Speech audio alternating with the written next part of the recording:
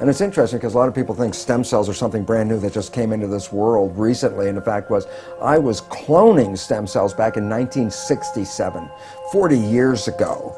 And the significance was, while I was doing this research, I was also teaching medical students.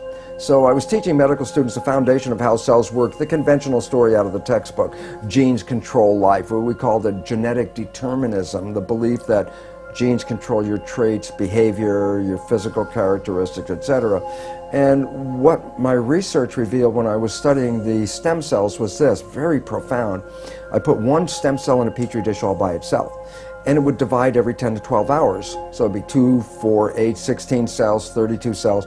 After about 2 weeks, I have thousands of cells in the petri dish, but what was unique, they were all genetically identical.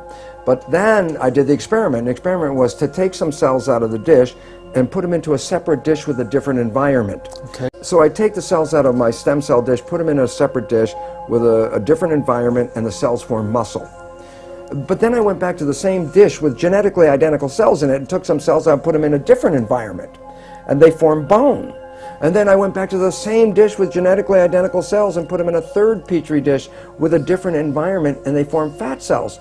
And there I was confronted with this reality. All the cells are genetically identical, but they had different fate, fat, muscle, bone. And I said, simple question, what controls the fate of cells?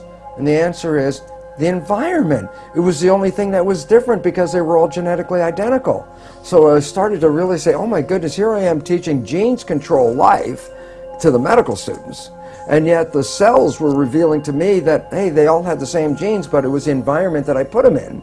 And so the environment controlled their life. And a very simple experiment that is very profound for us today is, if I took my dish with plastic petri dish with cells in it and moved it from a healthy environment to a less than healthy environment, the cells get sick. And if I were a doctor of cells, you might say, well, what kind of drugs would you give these cells? And it turns out, no, you don't give the cells any drugs. You just take the dish from the bad environment, put it back into a good environment, and the cells will innately, naturally come back to health again. So how did this realization impact you at the time? Because you were teaching something completely different. Yes. You did this experiment and you realized what you were teaching wasn't the full truth. Oh, absolutely. And then I had a problem with my colleagues because, first of all, they doubted my work, and then I brought them into the experiments and I had them observe them, watch them, and they all said, wow, yeah, the environment controls the cells, but they wanted to marginalize it, so they would say, oh, that's an exception or an anomaly because we're teaching genetic control. It didn't fit the story. I walked out of the university and said, look, I can't keep my integrity and at the same time teach something I know was patently wrong.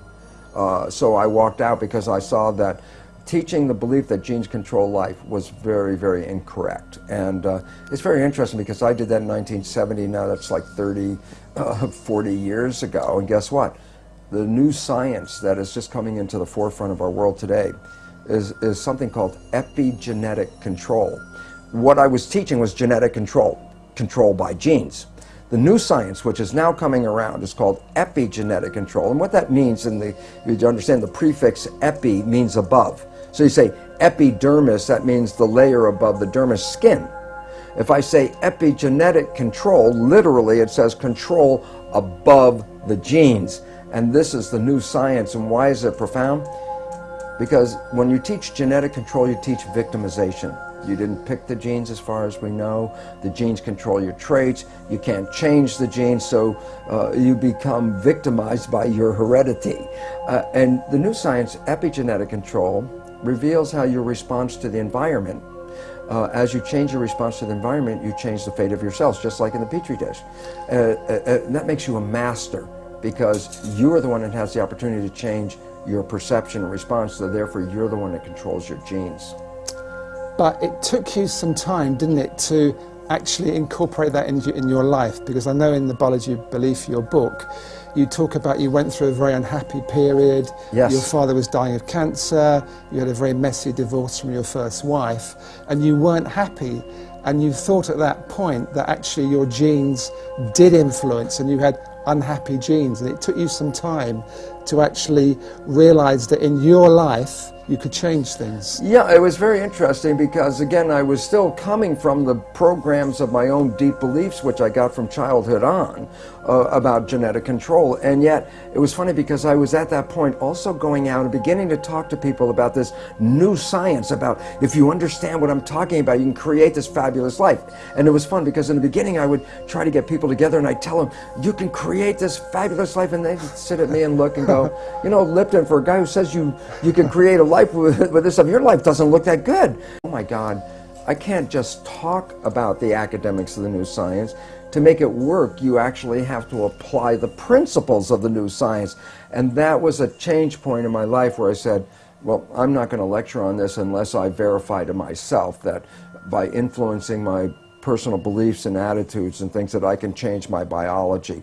And it was wonderful because it only took just a short time to realize how I manifest profound changes in my life by taking in the understanding that how I see the world, my perceptions, control not just my internal biology and my genetics and behavior, but it controls how I create in the world around me. So I went from a world of almost self-destruction into this world of more mastery. But let's look at practically how you did that, just so people pick up a few clues. Well, the first thing is this. The work showed that your mind's perception of the world changes your biology, the chemistry of your body, which changes your cells. And I said, okay, so if you control how your mind operates, then you can control your chemistry. But then here's where the problem comes from. There's two parts to the mind. The conscious mind, which has your personal identity, your spirit, your source attached with it, is a creative mind. The conscious mind can see into the future, can review the past, solve problems. The subconscious mind, the other mind, is more of a habit mind. That's when you learn how to do something, and once you learn how to do it, you don't have to think about it, it's automatic.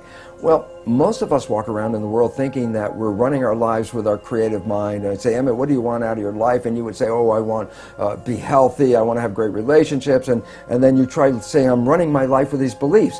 But science has now revealed that we only run our lives with our conscious mind at most about 5% of the time. So we're running on these subconscious programs? 95% of the time. Okay. And then the issue is, well, where'd you get the fundamental programs that you operate from? And here's the thing I learned is that it's in the first 6 years of our lives that the brain is in a functional state, an EEG state, the electrical activity, that is not even in consciousness. A child doesn't even reach conscious brain function until about 6.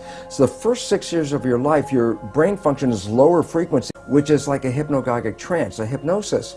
So the first 6 years of your life, you're like a television camera, recording everything around you, everything you observe, just going in from your observations into your programming. So we acquire beliefs and attitudes and behaviors, not from ourselves, but from our parents and our family and our community.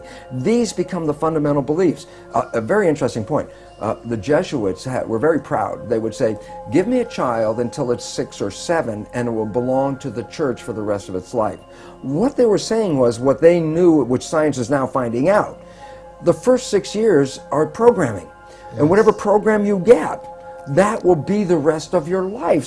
So you were able, by realizing this, to then look at how you were living your life on a practical level and say, I am not going to be governed by these pre-programs. I am going to live my life in a more conscious way. Am I oversimplifying this? Well, yeah, that's a fundamental statement of how it works, but it's not as easy as, oh, okay, I've just changed my thinking about it. It's like, well, because as the thinking is not that much in our control. The brain is operating, as I said, 95% from the subconscious. But how did you actually then get results in a relatively short space of time? Well, the first thing, how does the subconscious learn? And that's a very critical thing. The conscious mind can learn from reading a book. So the subconscious mind can read a self-help book and you go, wow, that sounds really great. And then you find you read the book, but your life is still the same. And it turns out, why? And the answer is because the subconscious mind is more of a habit mind, things that you repeat over and over again. Yes. So the reality is, if you can stay conscious, be present, And when those negative thoughts come in our head, and psychologists tell us 70% of the time, the thoughts that are going through our head are negative and redundant, so the same negative thoughts are going through.